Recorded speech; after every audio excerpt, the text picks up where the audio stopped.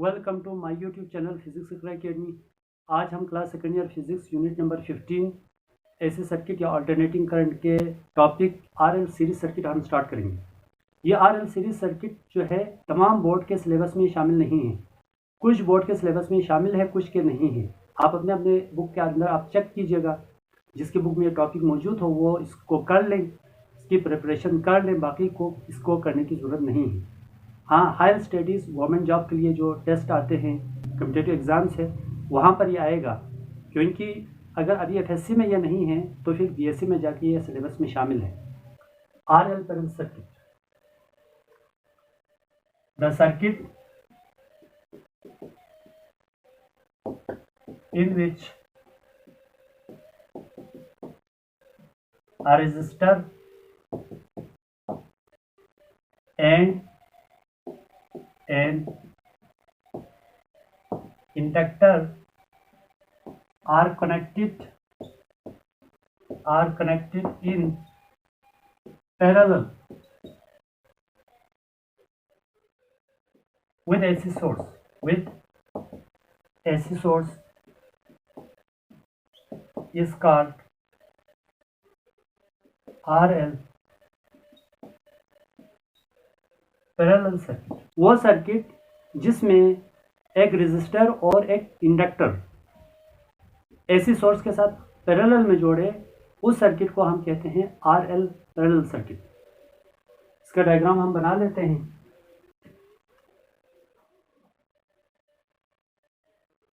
This is inductor,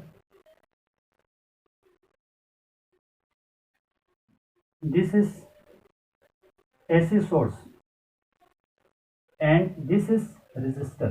क्योंकि resistor और inductor को हमने AC सोर्स के साथ पैरेलल में जोड़ना है, तो this is resistor and this is inductor. Inductor means coil या सोलिनॉइड या आप स्प्रिंग को कह सकते हैं। AC सोर्स एक सेकेंड में तकरीबन 100 टाइम्स अपनी पोलैरिटी को चेंज करता है, लेकिन एट एनी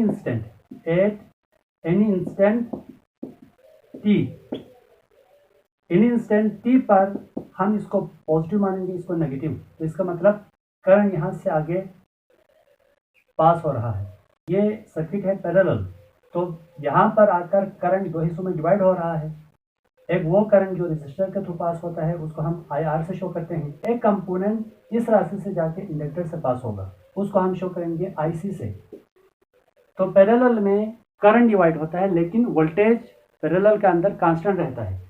हम यहाँ पे लिख सकते हैं VR is equal to VL is equal to V, यानी कि voltage across resistor, voltage across inductor, ये L है, is equal to voltage of source. जो वोल्टेज इंडक्टर के अक्रॉस है और जो वोल्टेज रेजिस्टर के अक्रॉस है, वो दोनों इक्वल होगा जो वोल्टेज सोर्स के अक्रॉस है। अगर ये 12 है तो ये भी 12, ये 12 होगा।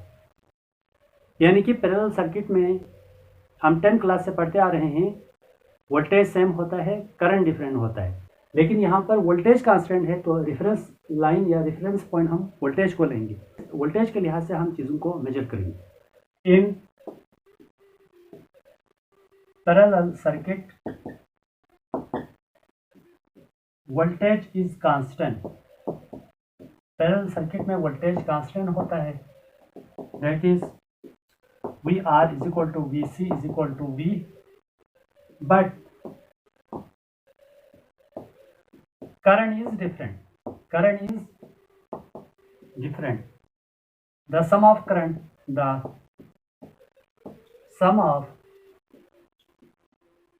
current is given by, तो सम ऑफ करंट है हमारे पास I is equal to IR plus IC।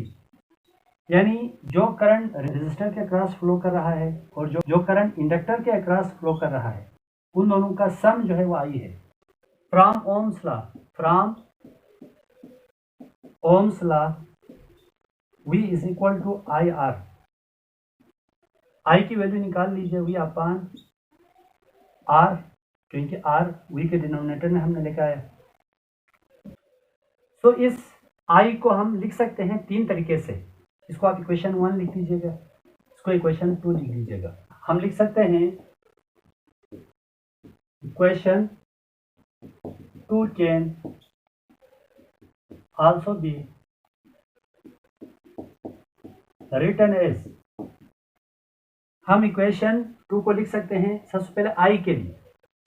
I जो है नेट करंट है, तो इसका मतलब ये तो V तो कांस्टेंट है, R जो है नेट रेजिस्टेंस आएगा। नेट रेजिस्टेंस हमें मालूम है, नेट रेजिस्टेंस को कहते हैं इम्पीडेंस। इम्पीडेंस को हम Z से शो करते हैं, तो हम लिख सकते हैं I is equal to V upon Z। इसको इक्वेशन 3 लिख दीजिएगा। अब हम इक्वेशन 2 को IR के लिए लिखेंगे। IR के लिए V अपॉन R ही आएगा, so IR is equal to V upon R। इसको इक्वेशन 4 लिख दीजिएगा। अब L के लिए इंडक्टर के अंदर रेजिस्टर को हम XL से शो करते हैं, तो R की जगह हम XL लिखेंगे। IL is equal to V upon XL। इसको इक्वेशन 5 लिख दीजिए। Using equation 3, equation 4 and equation 5 in equation 1, equation 3, 4, 5 को 1 में पुट कीजिए आप। I की जगह हम रखेंगे V अपॉन Z, IR की जगह हम रखेंगे V अपॉन R, IL की जगह हम रखेंगे V upon XL। V upon Z is equal to, right side में V कॉमन है, उसको कॉमन आउट कीजिए, 1 upon R plus 1 upon XL।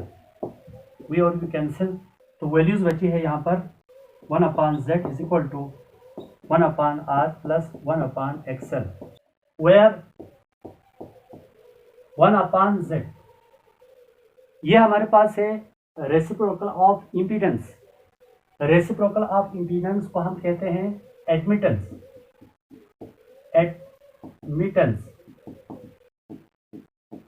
Admittance को हमने शो किया था Y से। कल हमने पढ़ा था RC parallel circuit. RC parallel circuit के अंदर भी हमने ये किया था, वहाँ पर भी एडमिटेंस को Y से शो किया था। इसकी डेफिनेशन RC पैरेलल सर्किट में मैंने लिखी है, यहाँ पे मैं दोबारा नहीं लिखूंगा, वो वीडियो वॉच करके आप वहाँ से डेफिनेशन आप लिख सकते हैं। इसके बाद 1 अपॉन R, 1 अपॉन R, ये जो 1 अपॉन R है ये हमारे पास है कंडक्टेंस। कंडक्टेंस, कंडक्टेंस को हम डिनोट करते हैं कैपिटल G से। 1 upon XL, 1 upon XL, 1 upon XL को कहते हैं इंडक्टिव ससेप्टेंस। इंडक्टिव ससेप्टेंस को हमने B से शो किया था। 1 अपॉन Z को हमने Y से डिनोट किया है, 1 अपॉन R को हमने G से डिनोट किया है, 1 अपॉन XL को हमने B से डिनोट किया है। तो इनकी वैल्यूज क्वेश्चन के अंदर रख लीजिएगा। 1 अपॉन Z जो है एडमिटेंस है, एडमिटेंस को हमने Y से शो किया है। 1 अपॉन R ये कंडक्टेंस प्लस B,